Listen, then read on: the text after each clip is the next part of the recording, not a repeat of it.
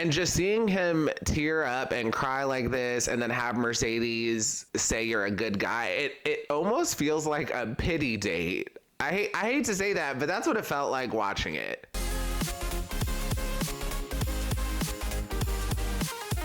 Hi everyone, my name is Dimitri and welcome back to DimitriTube. Bachelor in Paradise, Night 2. Let's talk about it. As always, if you're enjoying my videos, please go ahead and pound that like button, pound that subscribe button, and ring that notification bell. I'm a growing YouTuber and the like subscribes really help me out. So I apologize about the delay on this video. I'm still getting adjusted to having episodes on Thursdays, and I'm also reviewing Love is Blind. So like usually on Thursdays and Fridays, I just go to the gym and then go to bed. But now that the episode's on Thursdays, I think I have to start going to the gym on Mondays and Tuesdays, but those are literally the worst days to go to the gym because it's so packed. Maybe I need to try to go during the day or something. I don't know. I'll figure it out. Anyways, that's all I got. Let's dive into the episode. First up, let's talk about the Aven, Kylie, Olivia, and Will love square. So Aven arrives in paradise, and I don't know what it is about Aven, but something about this man just puts a smile on my face. Aven has a one-on-one with Kylie and Olivia, and he ultimately ends up choosing Kylie to go on the date, and she accepts. Will is very much like, what the f***? But before Kylie goes on the date with Aven, she does have a conversation with him to let him know that she's going on this date. And during that conversation, Will tells her she's still his number one. And I don't know if y'all caught this, but Will was sitting at like the breakfast dinner table with like 8 of the other women, and they were all encouraging him to date around since Kylie's going on this date with Aven. And I thought that was real messy. Aven and Kylie end up going on the date, and for the date they like take a boat, and it was actually a really cloudy day. Like it was not the best day to get on the boat, but I guess it was fine. And for the date, I didn't think Aven and Kylie's connection was all that. I thought Kylie had a better connection with Will, but apparently the date went well and the kisses were great. Then later on in the episode, Will pulls Kylie for a one-on-one and he tells her how much she means to her, and Kylie ends up dropping him like a hot tamale. Kylie says the spark was with Aven, so she ends things with Will. And after this, we get a confessional with Olivia, and she's basically like, I told you, you were a pawn. So let's unpack this. Just a few things I want to say. First, when Will was crying on that rock after he got broken up with, I thought that part was so funny. It very much felt like Kylie and Aven met on Instagram and then decided to come to the beach. I thought we were not doing that this season, but it seems like there's gonna be a little bit of it. Next, actions speak louder than words. And Will pulled Kylie for a one-on-one and just talked about how much she means to him. Will instead should have set up a date. So like on previous seasons, you'll see that the contestants sometimes have opportunities to set up like little dates that are not the like ABC given dates. And that's what Will should have done. Instead of saying how much she means to him, he should have set up like a personal volleyball game or like put together a dessert for them to share, or just like some sort of mini date to try to compete with Aven. I think that in general would have been better than the approach he took. And lastly, later on in the episode, Mercedes has a one-on-one with Will, and she expresses that she's interested in him and was looking at him in the beginning, but his eyes were continually on Kylie. And I will say the optics of this are not great because Mercedes and Kylie are clearly friends. So now it just looks like Mercedes is grabbing Kylie's sloppy seconds, but in reality, it's not like that. They've only been here maybe 3 days max, so that's too short of a time to call it sloppy seconds. And after Mercedes chooses Will, Will breaks down and cries in the confessional, and he tears up next to Mercedes because I guess he was so happy to be chosen. And overall, this was just team too much. And Mercedes thought it was adorable, but Mercedes said one too many, "You're a good guy, you're a good guy." She said that a little too much for me. And just seeing him tear up and cry like this and then have Mercedes say you're a good guy, it almost feels like a pity date. I hate to say that, but that's what it felt like watching it. And don't get me wrong, I still think Will is very hot, but these emotions would be a little too much for me this early on.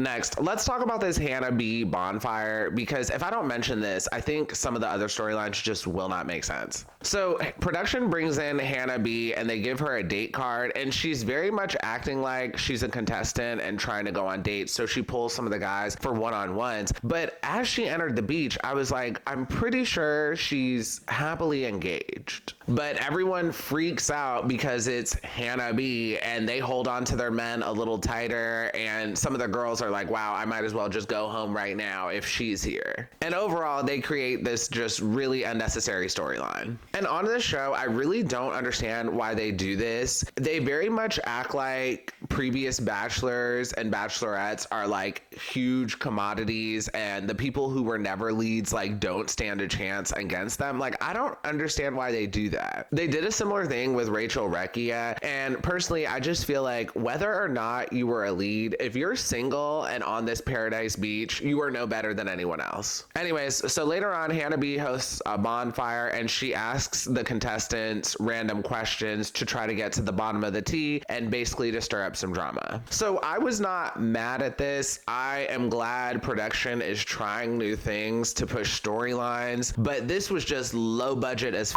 I really want ABC to have more creative ideas, but I'm glad they're trying. And I'm not going to say all the questions that were asked by Hannah B. I'm going to bring them up when they become relevant per the contestant I'm talking about. Next, let's talk about Eliza, Aaron B, and Mercedes. And one real quick thing about Aaron. So he has like a tattoo on his chest, and like, I don't know if he had the tattoo removed and you could just see the outline of it, or maybe he put like makeup all over it to hide it. I don't know, but he's definitely not trying to have that tattoo on this show. And just remember, if you ever get a tattoo, make sure you really want to keep that tattoo, because tattoo removal has come a long way, but it's still far from perfect. So Aaron B is now flirting and vibing with Eliza. They're hitting it off, and Mercedes is confused, and allegedly Eliza has no idea that Aaron B and Mercedes kissed. So later on, Aaron has a one-on-one with Eliza, and he tells her that him and Mercedes connected and they did share a kiss. Eliza responds and says she didn't know, and that if she did, she would have moved differently, and then she pulls out all the dramatics. She gets upset because she does not want to be in a messy love triangle like she was last season, but this response was just so over the top. She like tears up, and then she ends up crying, and then she has to go to the bathroom and she's crying there, and like Rachel's consoling her, and all of this was just a little too much, because like, girl, we see it's not your fault. But I'm not mad. She's giving us a show. So then later on during the Hannah B bonfire, Hannah B asks Aaron B who he has eyes for, and he says he has eyes for Eliza, and the camera immediately cuts to Mercedes for her reaction, because that was like the first time she knew things were over. Anyways, so Eliza tells Aaron that he should have said something sooner, but she still likes him. And I don't know what it is about Aaron B and Eliza, but I really like them together. I think their personalities just click very well. Also, Eliza loves to put on a damsel in distress act, and Aaron B seems to eat it up.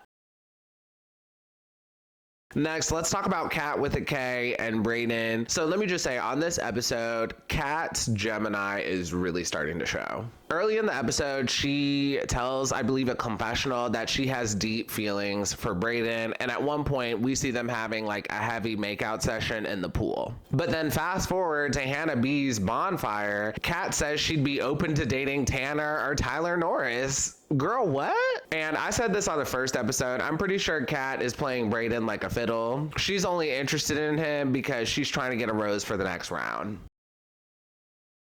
Next, really quick word about Sean. So Sean was worried about Brayden with Kat, and he was also all up in the Peter drama, and Sean really needs to be worried about his own relationship. I'm pretty sure Sean is just a placeholder until somebody better comes around for Rachel, but he hasn't realized that yet. Next, really quick word about Blake and Jess. So during the Hannah B bonfire, Blake says that he's not interested in anyone else currently on the beach, but if someone else comes down, he possibly may be interested in a date, and Jess does not take this well. So I understand that Blake and Jess are vibing and Jess is starting to get a little territorial, but Jess should be open to dating other people too, because I don't know, it's just a feeling I have. Jess, I feel like Blake is just not the one for you, but that's just a feeling I have. We really don't know that much about Jess, and even on Zach Shawcross this season, we didn't see that much of her.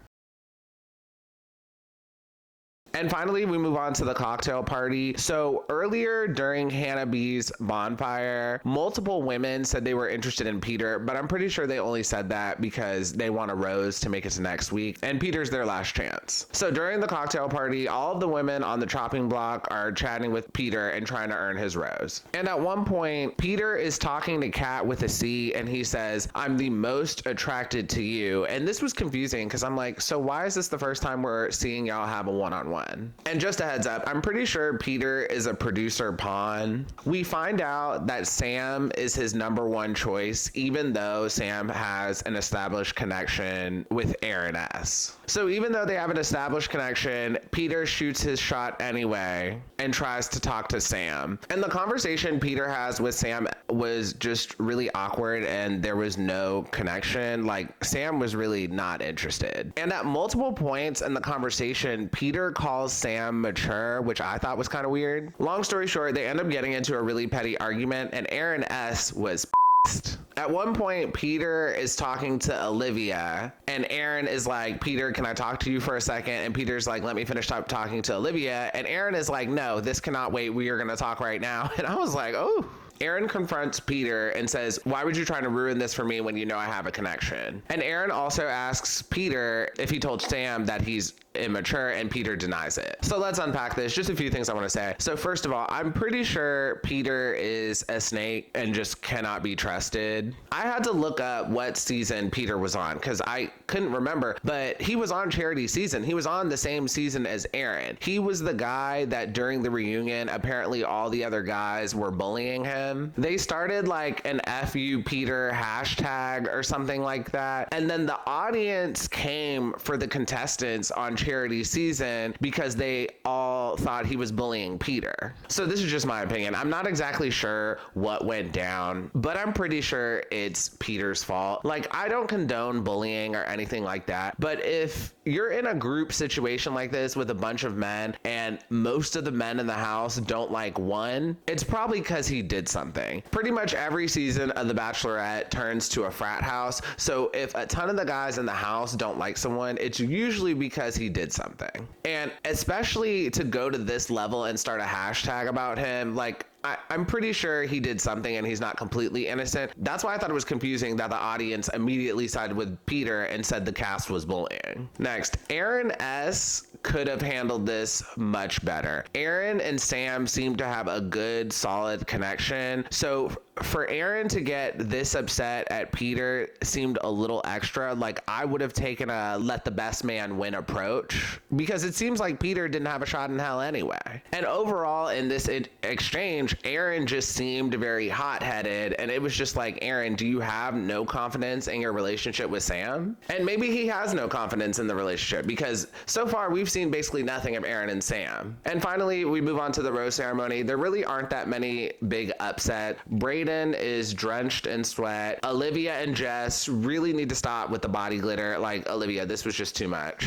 And the only upset was that Peter ends up giving his rose to Olivia. And when he gives her the rose, he says he gave it to her because he feels like she deserves a second chance or something like that. So this is just more proof that Peter is a producer pawn. Also, I don't like when they give out pity roses like this, especially when he said he found Kat attractive. And I think he said Brooklyn was cute or something. Like, why not explore that instead of just giving Olivia a pity rose? But it's clear that she stayed for the drama. But personally, Olivia's type of drama, like, I could kind of do without it. So Greer, Kat with a C, and Brooklyn all end up going home, and Greer's earrings were really cute. And that is the end of the review and the end of the episode. If you enjoyed this video, please go ahead and pound that like button, pound that subscribe button, and ring that notification bell, and I will see you all next time. Have a good one. Bye.